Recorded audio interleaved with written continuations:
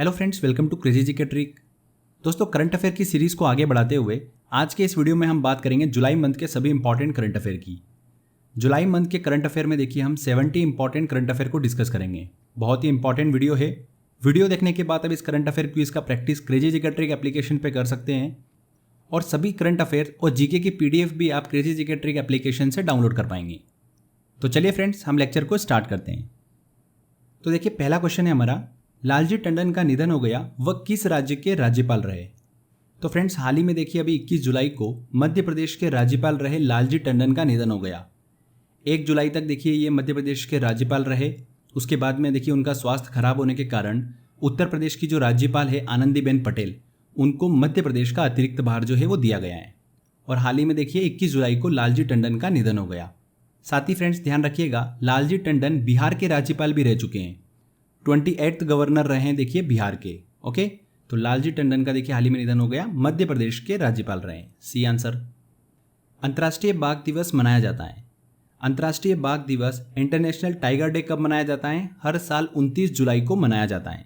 हाल ही में देखिए पर्यावरण मंत्रालय द्वारा भारतीय बाघ रिपोर्ट 2018 जो है वो जारी की गई, जिसके अनुसार देश में अगर बात करें कि बाघों की संख्या कितनी है तो ध्यान रखिएगा 2967 2967 बाघों की संख्या है। और सबसे ज़्यादा बाघ जो है वो किस राज्य में है? मध्य प्रदेश में है। तो ये देखिए कुछ इंपॉर्टेंट पॉइंट्स ध्यान रखिएगा इससे रिलेटेड। साथ ही फ्रेंड्स आपको पता होना चाहिए कि भारत सरकार ने बाघों के संरक्षण के लिए देखिए 1973 में प्रोजेक्ट टाइगर जो है वो शुरू किया था। तो अंतर्राष्ट्रीय बाघ दिवस 29 जुलाई को मनाया जाता है। पर्यावरण मंत्रालय द्वारा हाल ही में जारी रिपोर्ट के अनुसार किस राज्य में बाघों की आबादी सबसे अधिक है? तो किस राज्य में देखिए बाघों की आबादी सबसे अधिक है? मध्य प्रदेश में। ध्यान रखिएगा। हाल ही में काकरापारा परमाणु ऊर्जा संयंत्र एटॉमिक पावर स्टेशन जो है उसमें तीसरे रिएक्टर का परिसंचालन शुरू किया गया। काकरापारा परमाणु ऊर्जा संयंत्र किस राज्य में स्थित है? वेरी वेरी इंपॉर्टेंट क्वेश्चन है और इससे रिलेटेड देखिए काफ़ी क्वेश्चंस बन सकते हैं। तो पहले हम इस पूरे टॉपिक को अच्छे से समझ लेते हैं, उसके बाद देखिए सारे क्वेश्चन जो है हम सॉल्व करेंगे। तो friends, Kakrapar atomic power station जो है ये कहाँ पर स्थित है? गुजरात के सूरत शहर से 80 किलोमीटर दूर ताप्ती नदी के किनारे स्थित है। कहाँ पर स्थित है? गुजरात में स्थित है। ओके, काकरापारा एटॉमिक प्लांट जो है ये देखिए विद्युत उत्पादन में अपनी महत्वपूर्ण भूमिका निभाता है। हाल ही में काकरापारा परमाणु ऊर्जा संयंत्र में 700 मेगावाट क्षमता के तीसरे रिएक्टर का परिसंचालन शुरू किया गया है। इस प्लांट में देखिए 2 रिएक्टर जो है पहले से काम कर रहे थे। दोनों रिएक्टर 220 मेगावाट पे काम कर रहे थे। एक की स्थापना हुई थी 1993 में और दूसरे की स्थापना हुई थी 1995 में। इस पावर स्टेशन का देखिए रिएक्टर 3 जो है वो पूरी तरीके से स्वदेशी है, जिसे मेक इन इंडिया के तहत बनाया गया है। 700 मेगावाट वाले इस प्लांट का विकास जो है वो किसने करा है? ध्यान रखिएगा, nuclear power corporation of India NPCIL ने इसे डेवलप किया है। ओके, और जो रिएक्टर 3 अभी हाल ही में देखिए शुरू हुआ है, ये देश का सबसे बड़ा हैवी वाटर रिएक्टर है। देश का सबसे बड़ा हैवी वाटर रिएक्टर कौन सा है? काकरापारा एटॉमिक पावर स्टेशन में जो अभी हाल ही में शुरू किया गया है रिएक्टर 3। अगर बात करें कि इससे पहले देखिए हैवी वाटर रिएक्टर कौन सा था, तो महाराष्ट्र के तारापुर में था 540 मेगावाट का तारापुर एटॉमिक पावर स्टेशन। इस स्टेशन के देखिए तीसरी और चौथी यूनिट जो है वो 540 मेगावाट की है, जो कि भारत की अभी तक की सबसे बड़ी हैवी वाटर रिएक्टर थी। बट उसका स्थान किसने ले लिया है? ध्यान रखिएगा, काकरापारा एटॉमिक पावर स्टेशन के प्लांट 3 ने। वेरी वेरी इंपॉर्टेंट है। इस रिएक्टर के देखिए फायदे क्या क्या होंगे? इस संयंत्र से, इस प्लांट से लोगों को सस्ती बिजली मिलने की काफ़ी उम्मीद है। तो फ्रेंड्स ये देखिए इससे रिलेटेड सारे इंपॉर्टेंट पॉइंट्स थे जो हमने अच्छे से कवर कर लिए। चलिए अब क्वेश्चन की तरफ चलते हैं। क्या क्या क्वेश्चन एग्जाम में बन सकते हैं वो सॉल्व करते हैं। तो यहाँ पर देखिए पूछा जा रहा है कि काकरापारा परमाणु ऊर्जा संयंत्र जो है किस राज्य में स्थित है? तो कहाँ पर स्थित है? गुजरात में स्थित है। काकरापारा परमाणु प्लांट 3 रिएक्टर का विकास किसके द्वारा किया गया है? तो देखिए तीसरे रिएक्टर का विकास जो है वो किसके द्वारा किया गया है? NPCIL के द्वारा किया गया है। Nuclear power corporation of India NPCIL के द्वारा इसका विकास किया गया है और वही देखिए इसको ऑपरेट करेगा। तो A answer. Kakrapar atomic power plant 3 reactor को कितने मेगावाट क्षमता के साथ शुरू किया गया है? तो कितने मेगावाट क्षमता के साथ शुरू किया गया है फ्रेंड्स? 700 मेगावाट। C answer. चलिए नेक्स्ट क्वेश्चन लेते हैं। वर्तमान में देश का सबसे बड़ा वाटर रिएक्टर है, तो सबसे बड़ा देखिए वाटर रिएक्टर कौन सा है? Kakrapar atomic power plant 3। B answer. इससे पहले देखिए TAPS 3 और TAPS 4 थे जो कि 540 मेगावाट के थे और काकरापारा का देखिए तीसरा रिएक्टर जो है ये 700 मेगावाट का है। हिचेम मेचिची किस देश के प्रधानमंत्री बने? तो हाल ही में देखिए हिचेम मेचिची जो है ये टूनिशिया के नए प्रधानमंत्री बने। और टूनिशिया जो है ये देखिए उत्तर अफ्रीका का एक देश है। वर्तमान में देखिए वहाँ पर राष्ट्रपति कौन है टूनिशिया के? केस सईद। ओके, तो हिचेम मेचिची टूनिशिया के नए देखिए प्रधानमंत्री बने, बी आंसर। हाल ही में रमेश बाबू बोद्दू किस बैंक के एमडी और सीईओ नियुक्त किए गए हैं? तो देखिए रमेश बाबू बोद्दू जो है ये प्राइवेट सेक्टर के बैंक करूर वैश्य बैंक के देखिए नए एमडी और सीईओ नियुक्त किए गए हैं, मुख्य कार्यकारी अधिकारी। ओके, तो यहाँ पर Karur Vysya bank, B answer सही होगा। विश्व हेपेटाइटिस दिवस मनाया जाता है, इंपॉर्टेंट क्वेश्चन है। विश्व हेपेटाइटिस दिवस 28 जुलाई को मनाया जाता है, संपूर्ण विश्व में 28 जुलाई को मनाया जाता है। और इस बार की थीम क्या थी फ्रेंड्स, ध्यान रखिएगा, हेपेटाइटिस मुक्त भविष्य, हेपेटाइटिस फ्री फ्यूचर इस बार की थीम थी। और देखिए इसका उद्देश्य क्या होता है मनाने का हेपेटाइटिस दिवस को? तो हेपेटाइटिस रोग की देखिए रोकथाम और उपचार के प्रति जागरूकता फैलाने के लिए विश्व हेपेटाइटिस दिवस जो है वो मनाया जाता है 28 जुलाई को। अब इससे रिलेटेड देखिए एसएससी में क्वेश्चंस पूछे जाते हैं, हेपेटाइटिस बीमारी जो है इससे रिलेटेड, तो एक 2-3 पॉइंट आप ध्यान से सुन लीजिए। हेपेटाइटिस जो है ये देखिए एक जानलेवा बीमारी है। हेपेटाइटिस के कारण लीवर में सूजन की समस्या उत्पन्न हो जाती है। हर साल देखिए लाखों लोग जो है वो हेपेटाइटिस से संक्रमित होते हैं। अगर WHO वर्ल्ड हेल्थ ऑर्गेनाइजेशन के अनुसार अगर हम बात करें तो प्रतिवर्ष 9 लाख व्यक्ति जो है वो हेपेटाइटिस बी वायरस संक्रमण से मरते हैं।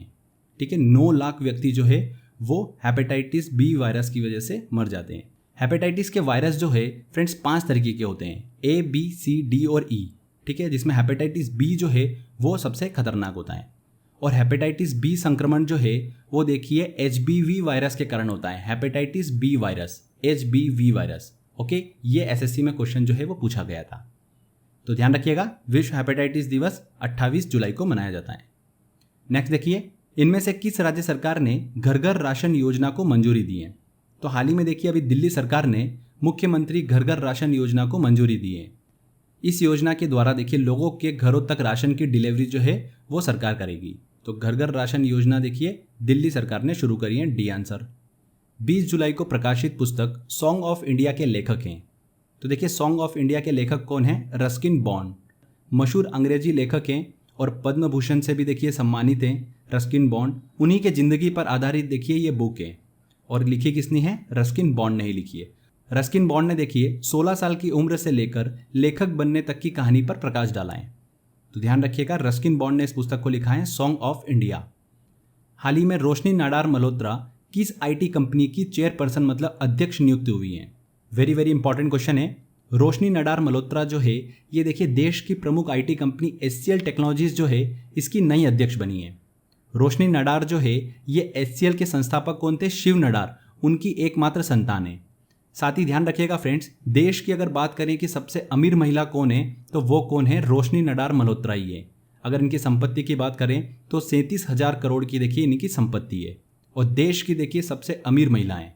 साथ ही फ्रेंड्स, भारत की किसी आईटी कंपनी की प्रमुख मतलब हेड बनने वाली पहली महिला बन गई है रोशनी नाडार। ओके, तो यहां पर देखिए फ्रेंड्स सी आंसर बिल्कुल सही होगा, HCL टेक। वर्तमान में भारत की सबसे अमीर महिला हैं, तो वर्तमान में भारत की सबसे अमीर महिला कौन सी है? देखिए रोशनी नाडार मल्होत्रा, ए आंसर। इसके बाद सेकंड नंबर पर आती है देखिए स्मिता वी कृष्णा। देश के पहले प्लाज्मा बैंक की शुरुआत किस राज्य या केंद्र शासित प्रदेश में हुई है? तो देखिए देश का पहला प्लाज्मा बैंक जो है वो कहाँ पर शुरू किया गया है? दिल्ली में शुरू किया गया है। कोरोना मरीज के इलाज में देखिए प्लाज्मा थेरेपी जो है, हमने पहले भी डिस्कस कर रखा है प्लाज्मा थेरेपी को, वो बहुत ही कारगर साबित हुई है। और प्लाज्मा बैंक खुलने से कोरोना मरीज के इलाज में काफ़ी तेज़ी देखने को मिली है। इस प्लाज्मा बैंक में देखिए फ्रेंड्स कोरोना से ठीक हो चुके लोग जो है वो 14 से 20 दिनों के बीच में अपना प्लाज्मा जो है वो डोनेट कर सकते हैं। और दिल्ली के द्वारा देखिए उठाए गए इस इनिशिएटिव को देखते हुए केरल, उड़ीसा और भी राज्यों ने देखिए प्लाज्मा बैंक की शुरुआत करी है। तो देश का सबसे पहला प्लाज्मा बैंक जो है वो कहाँ पर शुरू किया गया? दिल्ली में शुरू किया गया। पुस्तक सूरज कदे मर्दा नहीं को हाल ही में लॉन्च किया गया, इसके लेखक हैं। देखिए फ्रेंड्स, प्रसिद्ध क्रांतिकारी उधम सिंह की 28वीं पुण्यतिथि के अवसर पर सूरज कदे मर्दा नहीं सन नेवर डाइज को औपचारिक रूप से लॉन्च किया गया है। इस पुस्तक को देखिए साहित्य अकादमी पुरस्कार विजेता बलदेव सिंह ने लिखा है। इन्हें 2011 में देखिए साहित्य अकादमी पुरस्कार से सम्मानित किया गया था। बलदेव सिंह के द्वारा देखिए लिखी गई है सूरज कदे मर्दा नहीं। इस पुस्तक में देखिए स्वतंत्रता सेनानी उधम सिंह के जीवन से संबंधित तथ्यों को चित्रित किया गया है। आपको पता होगा भारत के देखिए स्वतंत्रता संग्राम महासेनानी क्रांतिकारी थे उधम सिंह। उन्होंने देखिए जलियांवाला बाग हत्याकांड जो हुआ था उस समय जो पंजाब के गवर्नर रहे थे उनकी देखिए लंदन में जाकर उन्हें गोली मारकर उनकी हत्या करी थी उधम सिंह ने। तो सूरज कदे मर्दा नहीं उन्हीं पे देखिए बेस्ड है। किसके द्वारा लिखी गई है? बलदेव सिंह के द्वारा लिखी गई है। A answer. भारत के पहले public electric vehicle charging plaza का उद्घाटन कहां पर किया गया? तो friends India's first public electric vehicle charging plaza inaugurate किया गया है दिल्ली के अंदर। बी आंसर यहां पर सही होगा। देखिए electric mobility and power minister जो आर.के. सिंह हैं उनके द्वारा दिल्ली में देश के पहले public electric vehicle charging plaza का उद्घाटन किया गया है। इस चार्जिंग प्लाजा पर 5 अलग अलग तरीके के इलेक्ट्रिक वाहन चार्जर जो है वो लगाए गए हैं। इसका उद्देश्य क्या है? देखिए इसका उद्घाटन करने का ई मोबिलिटी को बढ़ाना, मतलब इलेक्ट्रिक पावर टेक्नोलॉजीज को बढ़ाना, साथ ही वायु की गुणवत्ता में भी सुधार करना। तो फ्रेंड्स भारत के पहले public electric vehicle charging plaza का उद्घाटन कहां पर किया गया? दिल्ली में किया गया। नेक्स्ट देखिए क्वेश्चन वेरी वेरी इंपॉर्टेंट है। 2020 नेल्सन मंडेला पुरस्कार से किसे सम्मानित किया गया?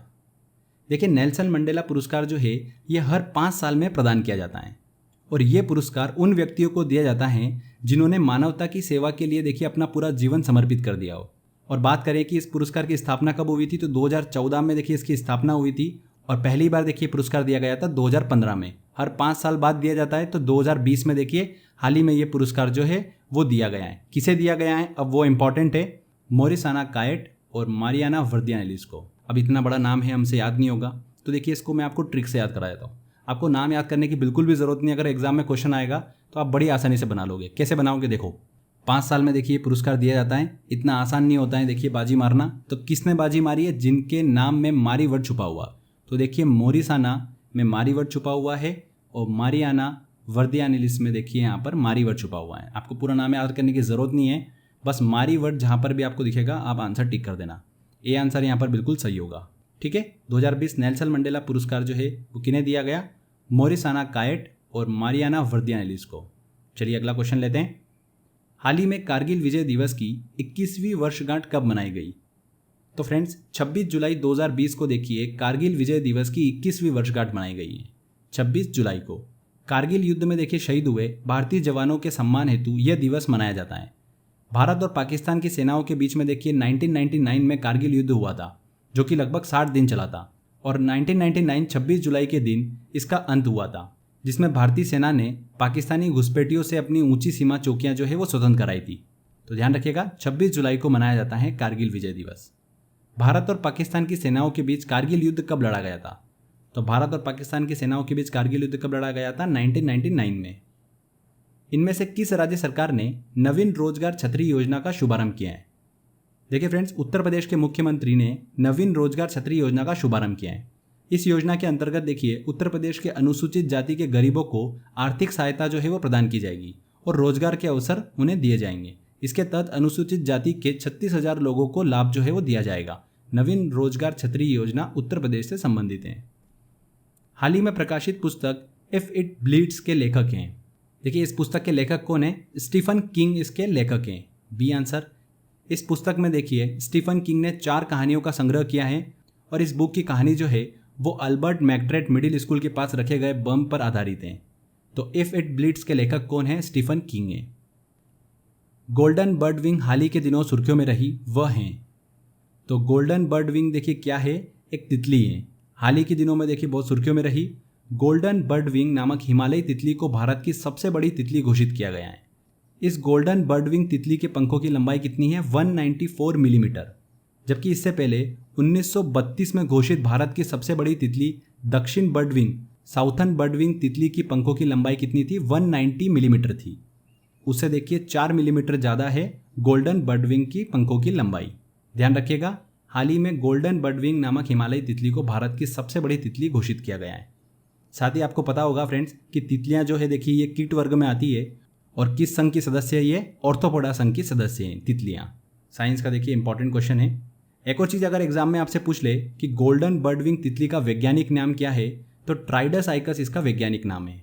ठीक है फ्रेंड्स, क्लियर हुआ? ट्राइडस आइकस इसका वैज्ञानिक नाम है। वॉन कर्मन पुरस्कार 2020 से किस भारतीय को सम्मानित किया गया है?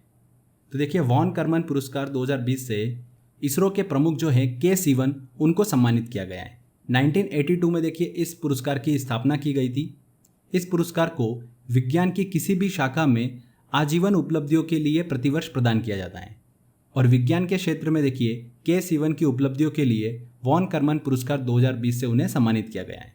उन्हें पुरस्कार जो है 2021 मार्च में दिया जाएगा और ये पुरस्कार पाने वाले देखिए वो तीसरे भारतीय होंगे। वॉन करमन पुरस्कार 2020 से देखिए किसे सम्मानित किया गया है? K. Sivan को सम्मानित किया गया है।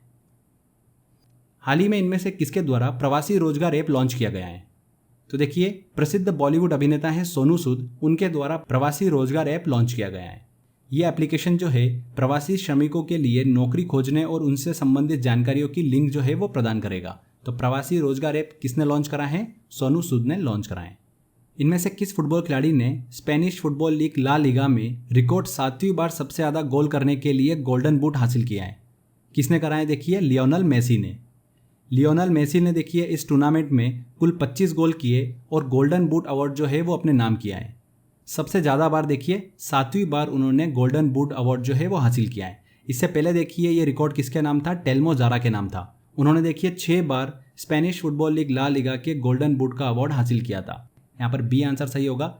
साथ ही फ्रेंड्स 2020-21 के ला लीगा फुटबॉल लीग का खिताब किसने जीता है? रियल मैड्रिड ने जीता है। नेक्स्ट क्वेश्चन देखिए उसी से रिलेटेड है। 2020-21 के Spanish football league La Liga का खिताब किसने जीता है? किसने जीता है? रियल मैड्रिड ने जीता है। ये आंसर। हाल ही में अंतर्राष्ट्रीय मुक्केबाजी संघ द्वारा जारी विश्व रैंकिंग में 52 किलोग्राम भार वर्ग में किस भारतीय पुरुष मुक्केबाज ने पहला स्थान प्राप्त किया है? तो देखिए 52 किलोग्राम में विश्व रैंकिंग में पहले स्थान पर आते हैं Amit Panghal. D answer. Next question देखिए वेरी वेरी इंपॉर्टेंट है। हाल ही में DCGI drug controller general of India ने स्वदेश विकसित न्यूमोकोकल पॉलीसेकेराइड कंजुगेट टीके को बेचने हेतु मंजूरी प्रदान की। यह टीका किस रोग के उपचार से संबंधित है? सीरम इंस्टीट्यूट ऑफ इंडिया द्वारा देखिए इस न्यूमोकोकल पॉलीसेकेराइड कंजुगेट टीके मतलब वैक्सीन को विकसित किया गया है। ये टीका जो है पूर्ण रूप से देखिए स्वदेश विकसित है। 5 साल से कम शिशुओं में होने वाली निमोनिया के खिलाफ इस टीके का उपयोग किया जाता है। ये टीका जो है देश में बाल मृत्यु दर को कम करने के लिए महत्वपूर्ण भूमिका निभाता है। इससे पहले देखिए देश में इस प्रकार के टीके को इंपोर्ट किया जाता था, बाहर के देशों से आयात किया जाता था, पर फाइनली देखिए भारत में भी इसकी वैक्सीन जो है वो डेवलप की गई है। न्यूमोकोकल पॉलीसेकेराइड कंजुगेट को डेवलप किया है सीरम इंस्टीट्यूट द्वारा और ये किस रोग के उपचार से संबंधित है? निमोनिया से संबंधित है। ठीक है, शिशुओं में जो निमोनिया होता है उसके उपचार से संबंधित है। C answer. निमोनिया के उपचार हेतु पहली स्वदेशी वैक्सीन न्यूमोकोकल पॉलीसेकेराइड कंजुगेट का निर्माण किसने किया है? तो फ्रेंड्स किसने कराया? देखिए सीरम इंस्टीट्यूट ने इसका निर्माण कराया। चर्चा में रही कोरोना वैक्सीन AZD1222 किसके द्वारा विकसित की जा रही है? हाल ही के दिनों में देखिए बहुत ज़्यादा सुर्खियों में रही, किसके द्वारा विकसित की जा रही है? ऑक्सफोर्ड यूनिवर्सिटी के द्वारा देखिए यह विकसित की जा रही है। ओके, हाल ही में देखिए इस वैक्सीन ने सफलतापूर्वक स्टेज 2 को भी क्रॉस कर लिया है। किसी भी वैक्सीन को देखिए मार्केट में आने से पहले स्टेज 1, स्टेज 2 और स्टेज 3 को क्रॉस करना होता है, तो स्टेज 2 को देखिए सफलतापूर्वक क्रॉस कर लिया है कोरोना वैक्सीन AZD1222 ने। ठीक है, जो कि ऑक्सफोर्ड यूनिवर्सिटी के द्वारा विकसित की जा रही है। इसी के साथ देखिए आपको 2 वैक्सीन का और नाम याद रखना है। एक है mRNA-1273, ये USA के द्वारा विकसित की जा रही है। USA की मॉडर्ना बायोटेक्नोलॉजी जो है वो इस वैक्सीन को विकसित कर रही है।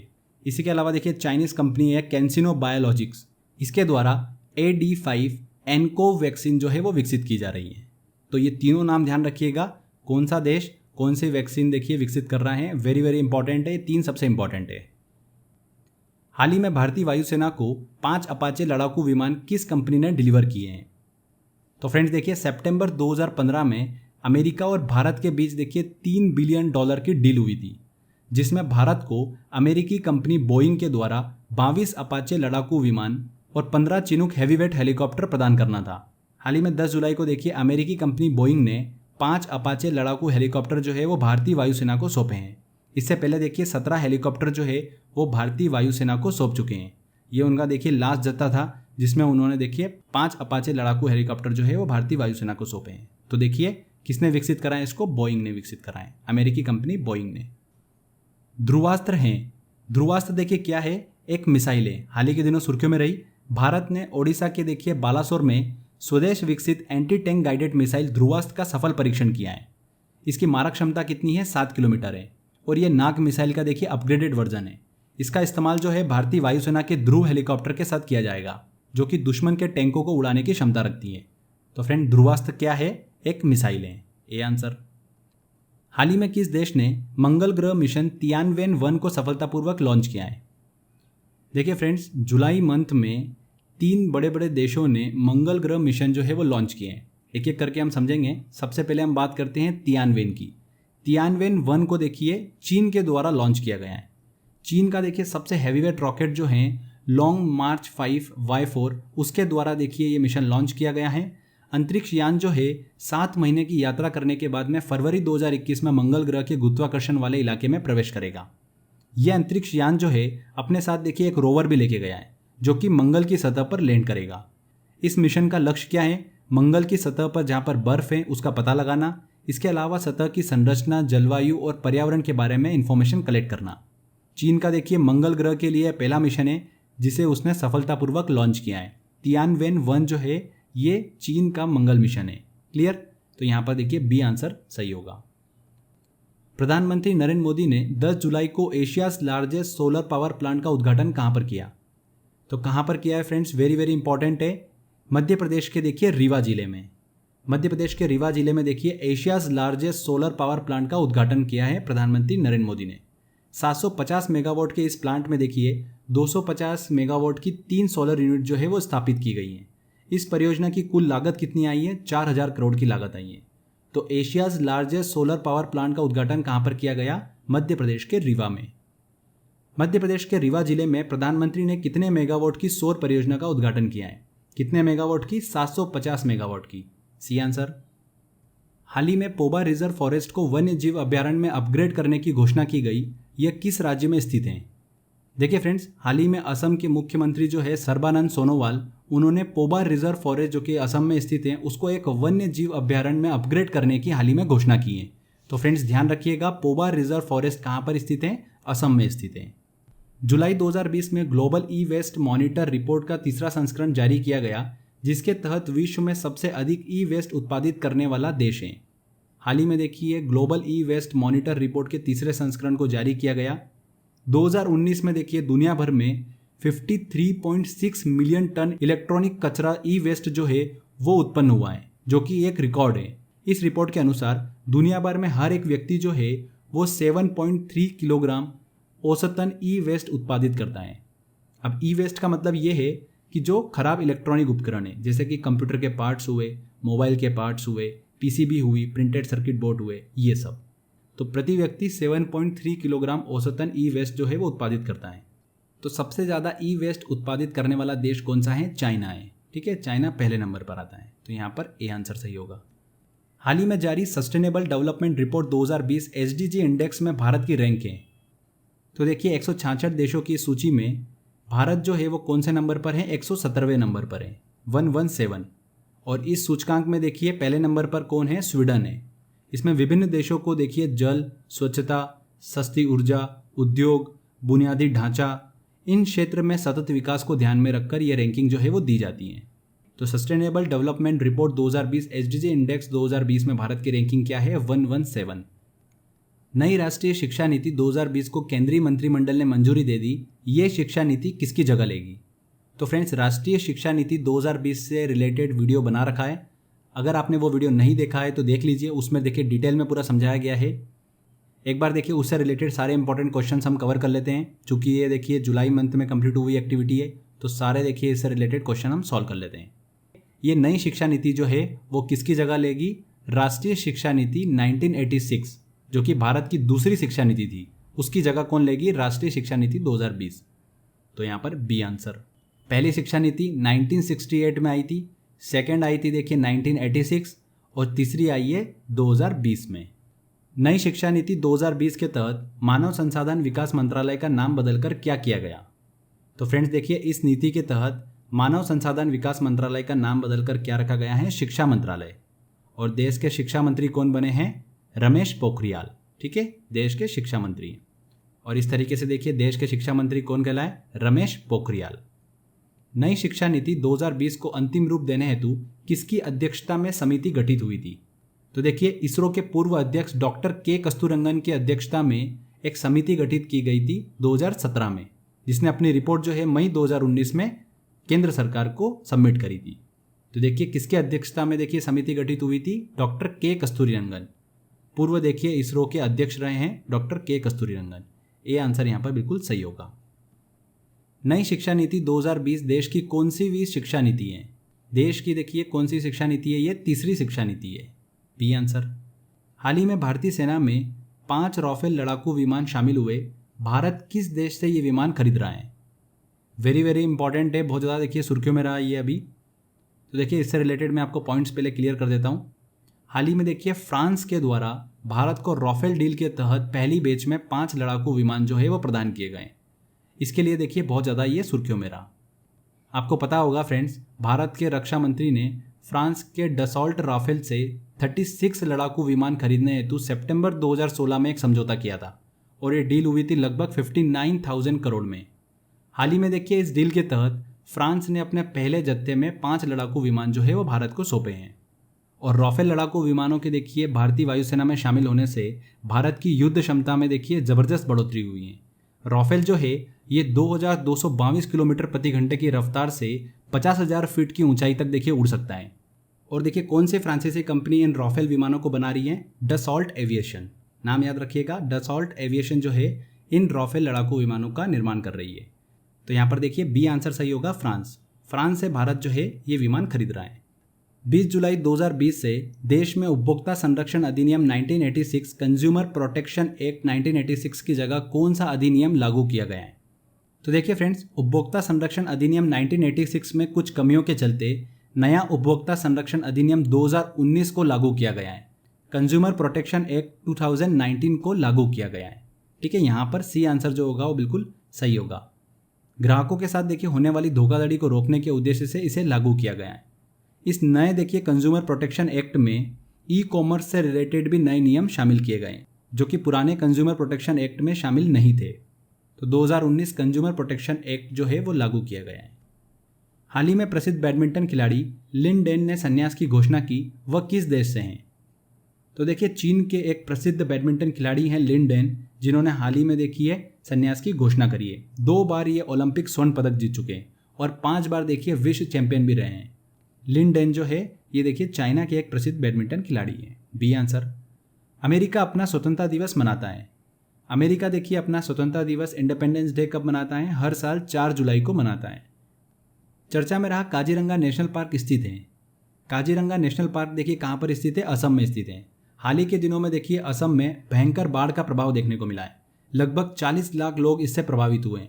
असम में आई इस बाढ़ से देखिए काजीरंगा नेशनल पार्क और टाइगर रिजर्व का लगभग 85% हिस्सा जो है वो पूरा जलमग्न हो गया था, जिसमें कई जानवरों की जो है वो मृत्यु हो गई। इसीलिए देखिए बहुत ज़्यादा सुर्खियों में रहा। काजीरंगा नेशनल पार्क जो है कहाँ पर स्थित है? असम में स्थित है। आज़ाद पट्टन जल विद्युत परियोजना का संबंध किन देशों से है? हाल ही के दिनों में देखिए पाकिस्तान और चीन ने पाकिस्तान अधिकृत कश्मीर जो है पीओके में 700 मेगावाट की आज़ाद पट्टन जल विद्युत परियोजना के लिए एक समझौते पर हस्ताक्षर किए हैं। ये आज़ाद पट्टन जल विद्युत परियोजना जो है झेलम नदी पर बनाई जाएगी, जिसके तहत 90 मीटर ऊंचा बांध का निर्माण किया जाएगा और 2024 तक देखिए इसका पूरा होने का लक्ष्य है। भारत ने देखिए इस पर आपत्ति जताई है। किन देशों से संबंधित है आज़ाद पट्टन जल विद्युत परियोजना? पाकिस्तान और चाइना से। ब्लूमबर्ग बिलियनियर्स इंडेक्स के अनुसार मुकेश अंबानी विश्व के कौनसवें अमीर व्यक्ति बन गए हैं? तो देखिए हाल ही में मुकेश अंबानी की देखिए संपत्ति में इजाफा हुआ है और विश्व के देखिए वो 5वें सबसे अमीर व्यक्ति बन गए हैं। उनकी लगभग संपत्ति है $77 बिलियन। और बात करें कि विश्व के सबसे अमीर व्यक्ति कौन है, तो जेफ बेजोस हैं, अमेजॉन के संस्थापक। और मुकेश अंबानी का नंबर आता है देखिए विश्व में 5वें नंबर पर। हाल ही के दिनों वैज्ञानिकों ने मानव शरीर में उत्पन्न विशेष प्रोटीन PL प्रो का पता लगाया, जो कोरोना वायरस SARS-CoV-2 के संक्रमण के दौरान मानव शरीर में उत्पन्न होता है। इसकी प्रवृत्ति होती है। देखिए हाल ही में वैज्ञानिकों ने स्टडी में पता लगाया कि कोरोना वायरस के संक्रमण के दौरान शरीर में एक विशेष प्रोटीन उत्पन्न होता है जो कि है PL प्रो। तो क्या है देखिए इसको पूरा समझते हैं हम।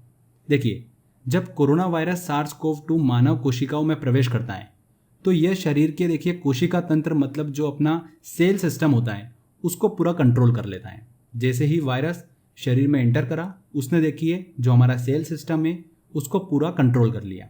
तब देखिए हमारा जो सेल सिस्टम है, कोशिका तंत्र है, वो एक विशेष प्रकार का प्रोटीन जो है वो प्रोड्यूस करता है, जिसे PL प्रो प्रोटीन कहा जाता है। ये प्रोटीन जो है वायरस की हमारे शरीर में प्रतिकृति मतलब डुप्लीकेट इमेज बनाने में मदद करता है। PL प्रो प्रोटीन जो है वायरस को देखिए हमारे शरीर में डुप्लीकेट इमेज रिप्लिका मतलब प्रतिकृति बनाने में मदद करता है। तो फ्रेंड्स, बात आती है कि ऑटोमेटिकली व्यक्ति जो है वो रिकवर कैसे कर लेता है इस बीमारी से। तो हमारे शरीर में मौजूद T सेल और NK सेल जो होती है वो इस वायरस से संक्रमित जो कोशिकाएं हैं उनको खत्म करने का काम करती है। उससे देखिए व्यक्ति जो है वो ऑटोमेटिकली रिकवर हो जाता है। तो फ्रेंड्स, समझ में आया आपको PL प्रो प्रोटीन का काम क्या होता है? डुप्लीकेट इमेज बनाना, वायरस की रिप्लिका बनाना। तो यहाँ पर देखिए ए आंसर सही होगा। ये शरीर में प्रतिकृति मतलब रिप्लिका बनाने में मदद करता है वायरस की। ओके। उष्णकटिबंधीय तूफान फे, ट्रॉपिकल स्टॉर्म फे जो है उसका प्रभाव अभी किस देश में देखने को मिला है? तो उष्णकटिबंधीय तूफान फे का प्रभाव हाल ही में देखिए संयुक्त राज्य अमेरिका स्थित न्यू जर्सी में देखने को मिला है। इस तूफान में देखिए विंड स्पीड जो थी वो 64 किलोमीटर पर आवर थी। तो कहाँ पर देखिए ट्रॉपिकल स्टॉर्म फे का प्रभाव देखने को मिला? न्यू जर्सी, संयुक्त राज्य अमेरिका। A answer. सुर्खियों में रहा नीमू स्थान किस नदी के किनारे स्थित है? देखिए हाल ही के दिनों बहुत चर्चा में रहा यह स्थान। नीमू जो है ये केंद्रशासित प्रदेश लद्दाख में स्थित एक छोटा सा गांव है जो कि जास्कर पर्वत श्रेणियों से घिरा हुआ है और सिंधु नदी के तट पर स्थित है। किस नदी के तट पर? देखिए सिंधु नदी के तट पर। हाल ही के दिनों में देखिए सुर्खियों में रहा क्योंकि प्रधानमंत्री नरेंद्र मोदी ने चाइना के साथ जो घटी घटना है उसके बाद में भारतीय सैनिकों से यहाँ पर बातचीत करी थी, मतलब उनको संबोधित किया था। तो इसीलिए देखिए नीमू जो है वो थोड़ा सुर्खियों में रहा। ध्यान रखिएगा, सिंधु नदी के किनारे स्थित है। A answer. किस देश ने अपना पहला मंगल मिशन होप लॉन्च किया है? तो देखिए इससे पहले हम चाइनीज मंगल मिशन को डिस्कस कर चुके हैं और अगर हम बात करें होप मंगल मिशन की तो इसे देखिए लॉन्च किया है संयुक्त अरब अमीरात ने, UAE ने। जापान के साथ देखिए मिलकर इस मिशन को लॉन्च किया है। जापान के तानेगाशिया स्पेस सेंटर से देखिए इसे लॉन्च किया गया है। इसके देखिए मंगल की कक्षा में 2021 तक पहुंचने की उम्मीद है। इसका उद्देश्य क्या है? मंगल ग्रह के पर्यावरण और मौसम के बारे में सटीक जानकारी इकट्ठा करना। ठीक है फ्रेंड्स, तो संयुक्त अरब अमीरात द्वारा लॉन्च किया गया मंगल मिशन होप। जुलाई 2020 में भारत और मालदीव ने किस क्षेत्र में सहयोग हेतु एक समझौते पर हस्ताक्षर किए? तो भारत और मालदीव ने देखिए आपातकालीन चिकित्सा सेवाओं के लिए एक समझौते पर हाल ही में हस्ताक्षर किए हैं। तो आपातकालीन चिकित्सा सेवा। पुस्तक द एंड गेम के लेखक कौन है? हाल ही में देखिए पुस्तक प्रकाशित हुई है। द एंड गेम के लेखक हैं S. हुसैन जैदी। इस पुस्तक में देखिए उन्होंने पॉलिटिक्स, विश्वासघात और आतंकवाद को लेकर डिस्कस किया है। तो S. हुसैन जैदी द्वारा लिखी गई है द एंड गेम। हाल ही में जोरम मेगा फूड पार्क किस राज्य में लॉन्च किया गया है? केंद्रीय खाद्य उद्योग मंत्री हैं हरसिमरत कौर बादल। उन्होंने देखिए मिजोरम में जोरम मेगा फूड पार्क का ये उद्घाटन हाल ही में किया है। अब देखिए मेगा फूड पार्क क्या होता है, थोड़ा सा इसको समझ लो। किसान जो भी खाद्य पदार्थ जैसे कि मसाले, फल, सब्जियां, इन सब का उत्पादन करता है उसका उसे सटीक दाम मिलना चाहिए। आसानी से उन सब की प्रोसेसिंग कर बाजार में उपलब्ध कराया जाना चाहिए। इसके लिए मेगा फूड पार्क की स्थापना की जाती है। इससे देखिए रोजगार के अवसर भी पैदा होते हैं। इसके लिए भारत सरकार ने देखिए 2009 में देश में 42 मेगा फूड पार्क बनाने की परियोजना शुरू की है। अगर वर्तमान में बात करें तो अभी देखिए 18 फूड पार्क जो है वो कार्यरत हैं और 19वां मेगा फूड पार्क जो है वो देखिए उद्घाटन किया गया है मिजोरम में, जोरम मेगा फूड पार्क। ये आंसर यहाँ पर बिल्कुल सही होगा। तो समझ में आया आपको? चलिए अगला क्वेश्चन लेते हैं। हाल ही में रोज क्रिस्टियन रापोंडा किस देश की पहली महिला प्रधानमंत्री बनी है? तो देखिए गेबॉन की पहली महिला प्रधानमंत्री बनी है रोज क्रिस्टियन रापोंडा। ध्यान रखिएगा फ्रेंड्स, गेबॉन जो है ये मध्य अफ्रीका का एक देश है जिसकी राजधानी क्या है? लिब्रेविले। ओके, गेबॉन की पहली महिला प्रधानमंत्री बनी है रोज क्रिस्टियन रापोंडा। हाल ही में किसे पहला मानवता के लिए गुलबेंकियन पुरस्कार प्रदान किया गया है? ये भी वेरी वेरी इंपॉर्टेंट क्वेश्चन है। देखिए किसे दिया गया है? ग्रेटा थनबर्ग को। ग्रेटा थनबर्ग जो है ये एनवायरमेंटल एक्टिविस्ट हैं, पर्यावरण कार्यकर्ता हैं। उन्हें देखिए क्लाइमेट चेंज से निपटने हेतु प्रयासों के लिए इस पुरस्कार से सम्मानित किया गया है। इसी के साथ ही ध्यान रखिएगा 2019 दिसंबर में देखिए ग्रेटा थनबर्ग को time person of the year पुरस्कार से भी सम्मानित किया जा चुका है। हाल ही में देखिए उन्हें पहला मानवता के लिए गुलबेंकियन पुरस्कार जो है वो प्रदान किया गया है। ठीक है, तो ग्रेटा थनबर्ग। इनमें से किसने हाल ही में फ्रांस के नए प्रधानमंत्री का पद ग्रहण किया है? जीन कैस्टेक्स जो है वो देखिए फ्रांस के नए प्रधानमंत्री हाल ही में बने हैं। इनसे पहले एडवर्ड फिलिप ने अपने पद से इस्तीफा दे दिया था, जिसके बाद जीन कैस्टेक्स जो है वो फ्रांस के नए प्रधानमंत्री बने। C answer. हाल ही में भारत ने किस देश के साथ साइबर थ्रेट समझौते पर हस्ताक्षर किए हैं? तो देखिए इजराइल के साथ भारत ने साइबर खतरों से निपटने हेतु एक समझौते पर हस्ताक्षर किए। चर्चा में रहा हागिया सोफिया संग्रहालय किस देश में स्थित है? हागिया सोफिया संग्रहालय जो है ये कहाँ पर स्थित है? तुर्की में स्थित है। चर्चा में क्यों रहा? क्योंकि देखिए तुर्की की शीर्ष अदालत ने इस्तांबुल में स्थित हागिया सोफिया संग्रहालय को मस्जिद बनाने का फैसला लिया है। वर्तमान में देखिए संग्रहालय जो है यूनेस्को की विश्व धरोहर स्थलों में शामिल है। हागिया सोफिया संग्रहालय जो है ये तुर्की में स्थित है। एंड्रेस डूडा किस देश के राष्ट्रपति के रूप में पुनः निर्वाचित हुए हैं? तो एंड्रेस डूडा जो है ये देखिए पोलैंड के राष्ट्रपति के रूप में फिर से निर्वाचित हुए हैं। 2015 से देखिए पोलैंड के राष्ट्रपति हैं। चौथे खेलो इंडिया यूथ गेम की मेजबानी कौन सा राज्य करेगा? हाल ही के दिनों में देखिए खेल मंत्री किरेन रिजिजू और हरियाणा के मुख्यमंत्री मनोहर लाल खट्टर ने वीडियो कॉन्फ्रेंसिंग के माध्यम से चौथे खेलो इंडिया यूथ गेम की मेजबानी हरियाणा को सौंपने की घोषणा करी है। किसे? देखिए हरियाणा को। इन खेलों का आयोजन कब होगा? ओलंपिक 2021 के बाद में इन खेलों का आयोजन किया जाएगा। ओलंपिक जो थे देखिए 2020 जुलाई में आयोजित होने थे, पर देखिए वो आगे बढ़कर अब 2021 में हो गए। तो जब ओलंपिक खेल खत्म होंगे उसके बाद में देश में खेलो इंडिया यूथ गेम के चौथे संस्करण का आयोजन किया जाएगा। कहाँ पर? हरियाणा में। 5 जुलाई 2020 को संपन्न formula 1 race Austrian Grand Prix 2020 का खिताब किसने जीता है? तो देखिए ऑस्ट्रियन ग्रैंड प्रिक्स 2020 का खिताब किसने जीता है? वॉल्टेरी बोट्टास ने, जो कि मर्सिडीज टीम से बिलोंग करते हैं। तो वॉल्टेरी बोट्टास, सी आंसर। इनमें से किस राज्य या केंद्रशासित प्रदेश ने बेरोजगार लोगों के लिए रोजगार प्रदान करने हेतु ऑनलाइन जॉब पोर्टल रोजगार बाजार शुरू किया है? देखिए दिल्ली सरकार ने देशव्यापी लॉकडाउन से प्रभावित अर्थव्यवस्था को फिर से पटरी पर लाने के लिए बेरोजगार हुए लोगों को फिर से रोजगार देने के लिए रोजगार बाजार जो है वो ऑनलाइन पोर्टल लॉन्च किया है। किसने? दिल्ली सरकार ने। हाल ही में मार्स 2020 मिशन किसने लॉन्च कराए? देखिए अमेरिकी अंतरिक्ष एजेंसी है नासा, उसके द्वारा ये मिशन जो है वो लॉन्च किया गया है। तो काफ़ी इंपॉर्टेंट करंट अफेयर है। सारे इंपॉर्टेंट पॉइंट्स पहले हम कवर कर लेते हैं, फिर क्वेश्चन को सॉल्व करेंगे। अमेरिकी अंतरिक्ष एजेंसी नासा ने देखिए मंगल मिशन मार्स 2020 लॉन्च किया है और ये मिशन जो है देखिए शक्तिशाली एटलस वी रॉकेट की मदद से लॉन्च किया गया है। और नासा ने देखिए इस मंगल मिशन में अब तक के सबसे बड़े रोवर को भेजा है। इस रोवर की साइज लगभग देखिए कार के आकार की है। इस रोवर का नाम क्या है? परसिवेरेंस है। रोवर का नाम ध्यान रखिएगा, परसिवेरेंस। और ये रोवर जो है 30 करोड़ मील की दूरी तय कर 7 महीने के बाद फरवरी 2021 में मंगल ग्रह पर पहुंचेगा। नासा का ये रोवर जो है मंगल ग्रह की सतह में देखिए छेद कर अंदर से सूक्ष्म भूवैज्ञानिक नमूनों को इकट्ठा करेगा और 2021 तक इन्हें वापस लेकर लौटेगा। नासा ने देखिए रोवर के साथ एक इंजीन्यूटी नाम का एक छोटा हेलीकॉप्टर भी मंगल पर भेजा है। पहली बार देखिए मंगल पर कोई हेलीकॉप्टर जो है वो उड़ान भरेगा।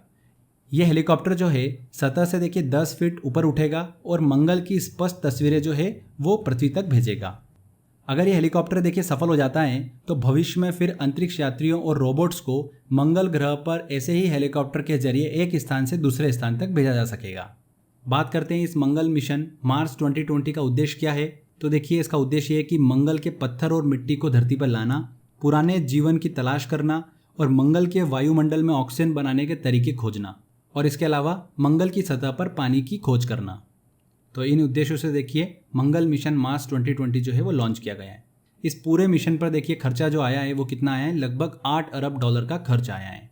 तो फ्रेंड्स ये कुछ इंपॉर्टेंट पॉइंट्स थे इस टॉपिक से रिलेटेड। चलिए अब इससे रिलेटेड हम क्वेश्चन सॉल्व कर लेते हैं। तो मार्स 2020 मिशन किसने लॉन्च करा है? अमेरिकी अंतरिक्ष एजेंसी है नासा, ये आंसर।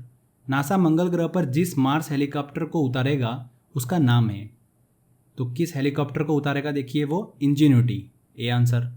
नासा के मार्स 2020 मिशन के रोवर का नाम है। तो देखिए रोवर का नाम क्या है? Perseverance, D answer. Last question देखिए, वेरी वेरी इंपॉर्टेंट है ये भी। हाल ही के दिनों चट्टोग्राम बंदरगाह सुर्खियों में रहा, यह स्थित है। देखिए फ्रेंड्स ये क्यों सुर्खियों में रहा मैं आपको थोड़ा सा डिटेल में बता देता हूँ। बांग्लादेश में स्थित है चट्टोग्राम बंदरगाह। कहाँ पर स्थित है? बांग्लादेश में। भारत और बांग्लादेश के बीच में देखिए 2015 में एक MOU साइन हुआ था जिसमें भारत के द्वारा बांग्लादेश में स्थित 2 पोर्ट मतलब 2 बंदरगाह को यूज़ करने हेतु ये MOU साइन हुआ था। एक चट्टोग्राम पोर्ट और एक मोंगला पोर्ट। ओके, दोनों कहाँ पर स्थित है? बांग्लादेश में स्थित हैं। अब देखिए MOU साइन करने का उद्देश्य क्या था कि भारत को देखिए अपने पूर्वी जो राज्य हैं जैसे कि मेघालय हुआ, त्रिपुरा, असम, इनको गुड्स मतलब सामान जो है वो पहुँचाना होता है। तो भारत क्या चाह रहा था कि जो भारत का कोलकाता पोर्ट है वहाँ से देखिए जो बांग्लादेश में स्थित चट्टोग्राम बंदरगाह जो है वहाँ तक गुड्स जो है वो पहुँच जाए। और फिर वहाँ पर पहुँचने के बाद में रोड, ट्रेन या नदियों के माध्यम से उन पूर्वी राज्यों तक इन गुड्स को मतलब इन सामानों को पहुँचाया जाए। इसी उद्देश्य से 2015 में देखिए MOU साइन किया गया था। अब सुर्खियों में क्यों रहा? क्योंकि हाल ही में देखिए भारत ने इन बंदरगाह होते हुए एक परीक्षण कंटेनर जहाज जो है वो भेजा है, इसीलिए देखिए ये न्यूज़ में था। तो चट्टोग्राम बंदरगाह कहाँ पर स्थित है? बांग्लादेश में स्थित है। समझ में आया आपको? पूर्वी राज्यों तक देखिए गुड्स सामान पहुँचाने के लिए कोलकाता पोर्ट से देखिए जहाज जो है वो चट्टोग्राम बंदरगाह तक पहुँचेंगे। वहाँ से देखिए नदियों, ट्रेन और सड़क के माध्यम से गुड्स जो है, सामान जो है वो भारत के पूर्वी राज्यों तक पहुँचेंगे। तो चट्टोग्राम पोर्ट और मोंगला पोर्ट कहाँ पर स्थित है? बांग्लादेश में स्थित है। तो फ्रेंड्स यहाँ पर देखिए हमारे जुलाई मंथ के सभी इंपॉर्टेंट करंट अफेयर कंप्लीट होते हैं। आई होप आपने देखिए ध्यान से वीडियो देखा होगा। काफ़ी इंपॉर्टेंट करंट अफेयर देखिए इस वीडियो में शामिल किए मैंने। अगर आपको देखिए इस वीडियो का PDF डाउनलोड करना है तो क्रेजी जीके ट्रिक का एप्लीकेशन डाउनलोड कर लीजिए, वहाँ पर मैंने ऑप्शन दे रखा है, वहाँ से डाउनलोड कर सकते हैं। फ्रेंड्स देखिए क्रेजी जीके ट्रिक को आप फाइनेंशियली भी सपोर्ट कर सकते हैं। अगर आप सपोर्ट करना चाहते हैं तो देखिए पेटीएम नंबर दे रखा है, आप यहाँ पर अपना सपोर्ट दे सकते हैं। तो फ्रेंड्स आज के बस इस वीडियो में इतना ही था। अगर वीडियो अच्छा लगा है तो प्लीज़ वीडियो को लाइक कर दीजिए, शेयर कर दीजिए और कमेंट करके जरूर बताइएगा कि वीडियो कैसा लगा।